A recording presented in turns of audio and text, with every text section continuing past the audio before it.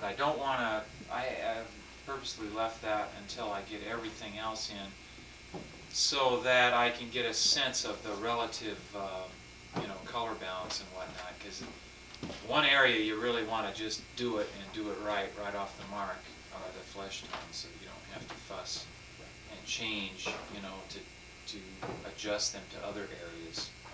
Yeah.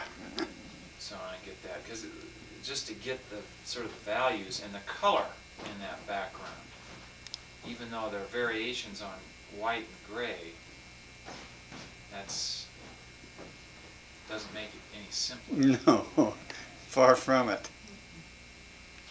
You know, Kent, when I was photographing this before, I got down here after you had already talked to Mom about the Japanese part of it, Rashomon, the face over there. Explain that again, will you? Because I didn't have it on tape. The piece, of course, is based on Whistler's White Girl, and Whistler was very interested in Japanese culture. The background for his painting is kind of a Japanese, it's not a screen, but a curtain. He often used Japanese screens and Japanese materials in his paintings. So this is kind of my update on that, which is a photograph taken from a tape on television of Akira Kurosawa's movie Rashomon, which is my equivalent of a Japanese movie screen, but also, unlike Whistler, really amplifies the content of the piece, which is all about loss of innocence, betrayal of innocence, and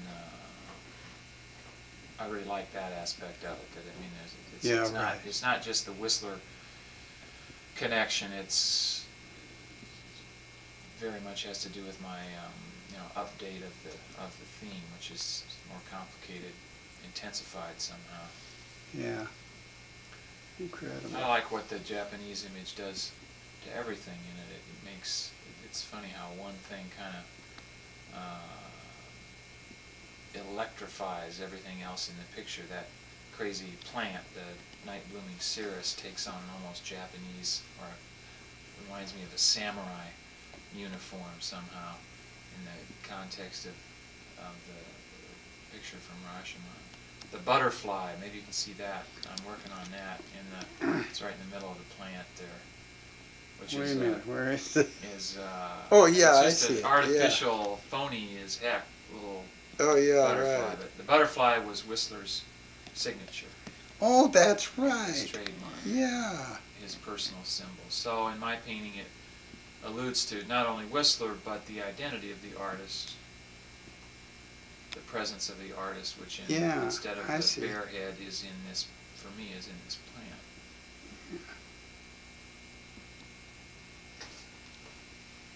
Yeah, it's coming. She's still got that one green hand.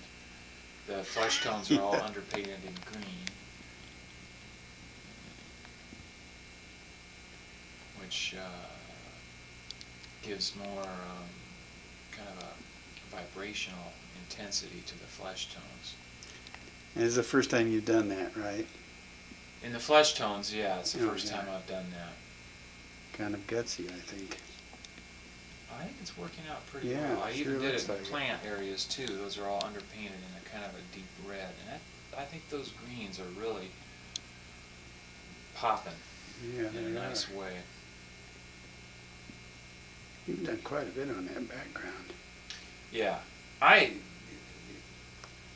thing I found with this tempera is that the initial stages are that's where there's a real struggle, just to get the basic values established. For some reason, it's so tough. But I think it'll go a lot quicker now. Yeah. If I can just get